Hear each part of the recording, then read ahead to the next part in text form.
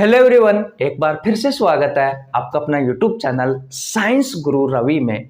Guys, आज के इस वीडियो में हम बात करने वाले हैं पादप कोशिका और जंतु कोशिका में अंतर के बारे में, difference between plant cell and animal cell. Guys, आप सभी को पता है हम पढ़ रहे हैं साइटोलॉजी की। गाइज 16 क्लास कंप्लीट हो चुकी है। अगर आपने ये वीडियो नहीं देखी है तो आपको नीचे लिंक डिस्क्रिप्शन में मिल जाएगा, आप जाकर चेकआउट कर सकते हैं। चलिए साथियों, आज की क्लास की शुरुआत करते हैं। बहुत अच्छा कंटेंट है साथियों, जैसे आपके प्रतियोगी परीक्षाओं में क्वेश्चन पूछे जाते हैं। एक तरफ लिख लीजिए आप प्लांट सेल और दूसरी तरफ लिख लीजिए साथियों आप एनिमल सेल। देखिए भैया, प्लांट सेल और दूसरी तरफ क्या लिखोगे आप? Animal cell. एनिमल सेल यानी कि जंतु कोशिका। और भैया पादप कोशिका। देखिए साथियों, पहले अंतर की बात करते हैं, लेकिन उससे पहले हम समझते हैं कि पादप कोशिका क्या होती है और जंतु कोशिका क्या होती है। गाइस याद रखना, नाम से स्पष्ट हो रहा है, पादप कोशिका वह कोशिका जो पादपों में पाई जाती है। जितने भी संसार में पेड़ पौधे हैं साथियों, उन सभी में प्लांट सेल पादप कोशिका पाई जाती है। गाय, भैंस, घोड़ा, बकरी, कुत्ता, इन सभी में हम में साथियों कौन सी सेल पाई जाती है? एनिमल सेल, जंतु कोशिका पाई जाती है। और साथियों हमारी और भैया पेड़ पौधों की जो कोशिका होती है उनके बीच में हम अंतर पढ़ने वाले हैं कि हमारी कोशिका में और पेड़ पौधों की जो कोशिका होती है बेटा, उनके बीच में अंतर क्या है। बिल्कुल सिंपल भाषा में आपको याद कराने वाला हूं, एक एक बात आपको बहुत अच्छे से समझ में आने वाली है। गाइज बस हमारे साथ आप जुड़े रहना, इतनी गारंटी है। देखिए, प्लांट सेल और दूसरी तरफ क्या है भैया? एनिमल सेल है। सबसे पहले हम डायग्राम की बात करें साथियों, तो जो प्लांट सेल होती है भैया, वो होती है आयत के समान। कैसी होती है? आयत के समान होती है। और भैया जो एनिमल सेल होती है भैया, वो होती है मुख्यतः गोलाकार होती है। तो सबसे पहले हम आकार की बात करें साथियों, जो हमारा पहला अंतर होता है वो है आकार पर आधारित। तो देखिए, पादप कोशिका का जो आकार होता है वो आयत के समान होता है, फिक्स है, निश्चित है साथियों। पादप कोशिका जो प्लांट सेल होती है उसका आकार जो होता है वो भैया आयत के समान होगा, ये फिक्स है। और दूसरी बात करें साथियों, तो इस पादप कोशिका जंतु कोशिका से बड़ी होती है। जो पादप कोशिका होती है वो जंतु कोशिका से बड़ी होती है, यानी कि ये आकार में भैया बड़ी होती है जंतु कोशिका से। और इसका आकार निश्चित होता है साथियों, ये भैया आयत के समान ही रहेगी। बोलो इतनी बात क्लियर है या नहीं? एनिमल सेल की बात करें साथियों, तो एनिमल सेल में हम आकार की बात करते हैं, तो इसका आकार साथियों मुख्यतः गोले के समान होता है। मुख्यतः साथियों, मुख्यतः बात कर रहा हूं, मेरी बातों पे ध्यान देना, मेरे शब्दों पे ध्यान देना। मुख्यतः गोले के समान होता है। और भैया पादप कोशिका से जंतु कोशिका का जो आकार होता है वो भैया छोटा होता है। कैसा होता है? छोटा होता है साइज में, ये बड़ा होता है और ये छोटा होता है। और भैया इसका आकार अनिश्चित होता है। कहने का मतलब भैया ये फिक्स नहीं है कि भैया गोले के समान ही हो, क्योंकि हमने साथियों WBC पढ़ी है, ब्लड वाले चैप्टर में मैंने आपको WBC पढ़ाई है, और WBC का आकार अनिश्चित होता है। वो कोई सा भी शेप ले सकती है, लेकिन मैंने ये कहा मुख्यतः गाइज जो एनिमल सेल होती है, जो जंतु कोशिका होती है बेटा, वो गोले के समान होती है। इतना आपको ध्यान रखना है। तो पहला अंतर आपको समझ में आया या नहीं आया? आकार में इसका आकार आयत के समान होता है, ये देख लीजिए, इसकी शेप आयत के समान है। ये बड़ी होती है भैया एनिमल सेल से और निश्चित होती है। निश्चित कहने का मतलब आयत के समान ही रहेगी। एनिमल सेल की बात करें तो इसका आकार गोले के समान होता है, ठीक है। ये छोटी होती है प्लांट सेल से, और भैया ये अनिश्चित होती है, क्योंकि ये कोई सी भी शेप ले सकती है साथियों एनिमल सेल। इतनी बात क्लियर? ओके। दूसरे अंतर की बात करते हैं साथियों, तो देखिए दूसरा अंतर है हमारा सेल वॉल कोशिका भित्ति। कोशिका भित्ति जो होती है साथियों, ये सेल्यूलोज की बनी होती है। किसकी बनी होती है? सेल्यूलोज की बनी हुई होती है।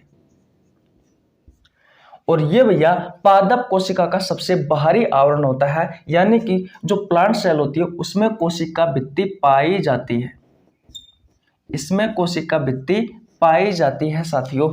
लेकिन याद रखना जो एनिमल सेल होती है उसमें जो कोशिका भित्ति होती है, जो कोशिका भित्ति होती है साथियों वो भैया नहीं पाई जाती। क्रॉस का चिन्ह का मतलब है नहीं पाई जाती और राइट के चिन्ह का मतलब है साथियों पाई जाती है।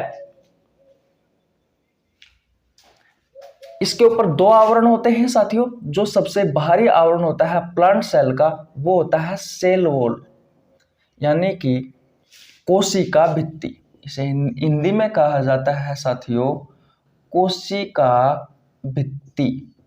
और दूसरा जो आवरण होता है वो होता है सेल मेम्ब्रेन। मैंने अच्छे से पढ़ाया आपको सेल वॉल और सेल मेम्ब्रेन। ये होती है कोशिका झिल्ली। ये दूसरा आवरण है साथियों किसका? प्लांट सेल का। लेकिन भैया एनिमल सेल की बात करें तो इस पर एक ही आवरण होता है और वो होता है सेल मेम्ब्रेन का, यानी कि कोशिका झिल्ली का। तो इसमें कोशिका भित्ति पाई जाती, किसमें? प्लांट सेल में। और भैया इसमें कोशिका भित्ति नहीं पाई जाती। इतनी बात क्लियर? ओके। तीसरे अंतर की बात करते हैं साथियों तो बात आ जाती है केंद्रक की। किसकी भैया? केंद्रक की। तो याद रखना मेरे दोस्तों जो प्लांट सेल होते हैं उनमें जो केंद्रक होता है वो किनारों पर होता है,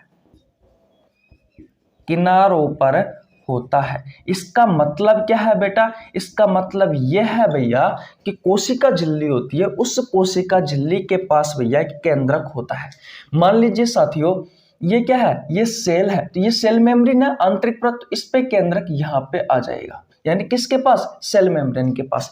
लेकिन भैया नंबर 3 पर देखा जाए एनिमल सेल में तो भैया बिल्कुल मध्य में होता है न्यूक्लियस। जो केंद्रक जो होता है भैया ये भैया एनिमल सेल में बिल्कुल मध्य में होता है, ये फिक्स है साथियों। और बात करें साथियों तो प्लांट सेल में जो केंद्रक होता है भैया वो छोटा होता है, वो छोटा होता है साथियों। और इसमें जो केंद्रक होता है वो बड़ा होता है। अब आप ये कहोगे भैया कि इसमें तो इस प्लांट सेल जो होती है पादप कोशिका होती है उसका आकार बड़ा है और इसमें एनिमल सेल है उसका आकार छोटा है, लेकिन इसमें फिर केंद्रक छोटा क्यों है? अभी आपको 2 मिनट बाद में पता लग जाएगा। अभी बात करते हैं साथियों चौथे अंतर की। ये समझ में आ गया साथियों आपको कि केंद्रक किनारों पर होता है, केंद्र कोशिका झिल्ली के पास होता है और इसमें केंद्रक बिल्कुल मध्य में होता है साथियों। इसका केंद्रक बड़ा होता है, इसका केंद्रक छोटा होता है। बोलो इतनी कहानी आपको समझ में आई या नहीं है मेरे दोस्तों? आ गई होगी। अब देखिए अब बात करते हैं वैक्यूल्स के बारे में। वैक्यूल्स आपने सुना होगा रिक्तिका या फिर रसधानी, सुना है? ये क्या करती है साथियों? ये आपातकालीन स्थिति में साथियों जो कोशिका होती है वो भैया इस वैक्यूल्स में पानी, ग्लूकोज, विटामिन्स, अमीनो अम्ल, वो सभी आयंस उन सभी को स्टोर करके रखने का कार्य करती है साथियों कोशिका। किसमें? इस वैक्यूल्स में, इस रिक्तिका में, इस रसधानी में। मैंने आपको बहुत अच्छे से पढ़ाया था। तो याद रखना साथियों जो वैक्यूल्स होते हैं इनका आकार साथियों जो प्लांट सेल होता है उसमें भैया बड़ा बड़ा होता है और ये संख्या में आकार बड़ा होता है और ये संख्या में साथियों संख्या में कम होती है, ये संख्या में कम होती है। लेकिन इधर बात करें साथियों नंबर 4 पर वैक्यूल्स के बारे में तो भैया इसका जो आकार होता है साथियों वो आकार होता है छोटा और साथियों ये संख्या में अधिक होते हैं। कुछ समझ में आया? नहीं आया? देखिए अभी बताता हूं। जो प्लांट सेल होती है साथियों इसमें जो वैक्यूल्स होती है, जो रिक्तिका होती है, जो रसधानी होती है उसका आकार बड़ा होता है। और यही कारण है साथियों अगर मान लीजिए ये आपके प्लांट सेल है, इसमें रिक्तिकाओं का आकार बड़ा है तो मध्य में तो साथियों रिक्तिका आ गई, तो इसमें क्या होता है न्यूक्लियस साइड में चला जाता है साथियों, किनारों के पास चला जाता है और भैया इसका आकार छोटा होता है क्योंकि इसमें वैक्यूल्स जो रिक्तिकाएं होती है इनका आकार बड़ा होता है। और साथियों ये बड़ी बड़ी बड़ी बड़ी होती है, इसलिए भी है इनका जो संख्या है वो संख्या कम होती है। लेकिन जो एनिमल सेल होती है साथियों, इसमें इसका आकार भी छोटा छोटा होता है, जैसे कि क्या पड़ी है, क्या पड़ी है, क्या पड़ी है, क्या पड़ी, और इस संख्या में भी थोड़ी अधिक होती है बेटा, इस बात का आपको ध्यान रखना है। तो सबसे पहले मुझे ये बताओ कि आपको ये चार अंतर समझ में आए या नहीं आए। अगर आ गए हैं तो अच्छी बात है, नहीं आए हैं तो कोई बात नहीं, एक बार और रिवीजन करवाते हैं। पहले आप स्क्रीनशॉट ले लीजिए। स्क्रीनशॉट ले लिया, ओके।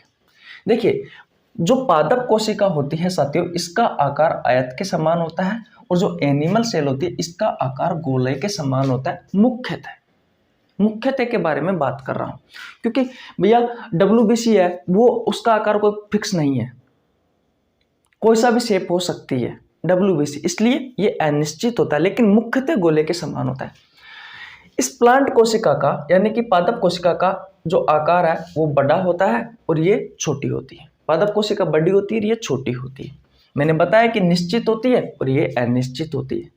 इतनी बात आपको समझ में आ गई, ओके। कोशिका भित्ति सेल्यूलोज की बनी होती है, इसमें पाई जाती है। कोशिका भित्ति इसमें नहीं पाई जाती, एनिमल सेल में। केंद्रक की बात करें तो किनारों पर होता है, छोटा होता है। इसमें केंद्रक मध्य में होता है और बड़ा होता है। यहाँ पर बात करें वैक्यूल्स रिक्तिकाओं की तो इसका आकार बड़ा होता है, संख्या में कम होती है। जो वैक्यूल्स होती है इसका आकार छोटा होता है, संख्या में अधिक होती है। जो प्लांट सेल होती है उसमें वैक्यूल्स का आकार बड़ा होता है, इसके कारण जो केंद्रक होता है बेटा वो छोटा होता है और ये किनारों के पास चला जाता है। तो चार अंतर आपको समझ में आए नहीं आए? आ गए हैं तो स्क्रीनशॉट ले लीजिए, मैं मिटा देता हूं साथियों, और पांचवें अंतर की बात करते हैं। मिटा दो, ओके। देखिए भैया, अब हम बात करते हैं नंबर 5 पर लाइसोसोम की। लाइसोसोम तो जो पादप कोशिका होती है साथियों, इसमें कभी कभी पाया जाता है। जो लाइसोसोम है भैया वो कभी कभी पाया जाता है, हमेशा नहीं पाया जाता। लेकिन भैया अगर इधर देखा जाए तो जो लाइसोसोम है वो भैया हमेशा पाया जाता है। किसमें? एनिमल सेल में। अब मुझे ये बताओ साथियों कि लाइसोसोम करता क्या है? तो भैया लाइसोसोम का कार्य होता है सेलुलर डाइजेशन, कोशिकीय पाचन में सहायक होता है। ये अंतर कोशिकीय पाचन में सहायक होता है, कोशिका के अंदर पाचन करने का कार्य करता है। किसका? भोजन का पाचन करने में सहायक होता है, यानी कि कोशिकीय पाचन में सहायक होता है। कौन? लाइसोसोम। ये साथियों कभी कभी पाया जाता है प्लांट सेल में, और एनिमल सेल में साथियों ये हमेशा पाया जाता है। इतनी बात क्लियर है? और बात करें साथियों, तो अगर आपसे क्वेश्चन पूछा जाए कि लाइसोसोम को पादप कोशिका में क्या कहा जाता है, तो भैया डिक्टियोसोम कहा जाता है। क्या कहा जाता है? डिक्टियोसोम कहा जाता है।